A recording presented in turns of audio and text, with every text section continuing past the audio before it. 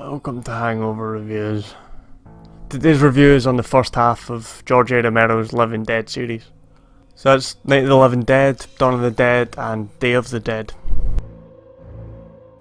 Night of the Living Dead was released in 1968. It's about some people that get trapped in a farmhouse when zombies come. I watched the original black and white version of this just for your own reference or whatever. This movie is to zombies what Dracula is to vampires. It gave us that set of rules that everyone knows about zombies. They're slow-moving, flesh-eating, mindless dead people that you need to destroy the brain to kill. The reason that became a thing is because this movie is so engaging and the zombies are legitimately scary. There's also a naked zombie in this, which should really be more of a thing. Don't actually remember seeing this in another movie other than Shaun of the Dead. Like, some people surely must be naked when they get turned into zombies. Most of this movie is building up the threat while the characters are trapped in the house. It's more about how they interact with each other in the desperate situation rather than the zombies. And while that is compelling, some of the acting does let it down a bit. In particular, Judah Fodé, the female lead. She spends most of the movie hysterical, but she is quite difficult to watch sometimes. Speaking of difficult to watch, this movie isn't great for a hangover. Although it's relatively slow and quiet, there is a lot of tension building.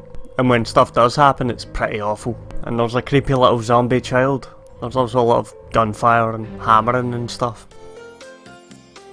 Dawn of the Dead was released 10 years later in 1978. It's about some news people and some soldiers get stuck in a mall and zombies are still happening. This movie's a lot faster paced than Night of the Living Dead. It pretty much gets straight to the action. It's also more humorous and satirical than the previous one. It comments on capitalist culture and stuff. I'm far too hungover to talk about themes properly at the moment. Like its predecessor though, it has some terrible acting throughout. This one adds to that with some awful music. It does however have a fun shopping montage and a pie fight. If that's the kind of thing you're into. For a hangover, this one is quite a bit worse. Although being lighter in tone, it also steps up the gore. It's also still very tense, and there's some vomiting, and a guy who shouts yeehaw a lot. It's also a lot longer, at 127 minutes. Day of the Dead is a Mexican holiday celebrated on October 31st. It's also a movie about zombies, released in 1985. That's the one I'm going to talk about, not the holiday. This one's in a research base and there's scientists and military guys and a couple pilots and they don't get along and zombies come. Like the first one, this movie does a great job of showing how people act in a confined, high pressure situation. And the acting's a bit better than this one. There's a clear line between the characters you're meant to like and the ones you're not, and the actors do a good job of making you either relate to them or hate them respectively. The music's a lot better in this one, and that it's tolerable. I like the set design. The underground compound in which it's set looks really cool. There's some sort of science versus religion theme in this one, but again, too hungover to get into that. Shit.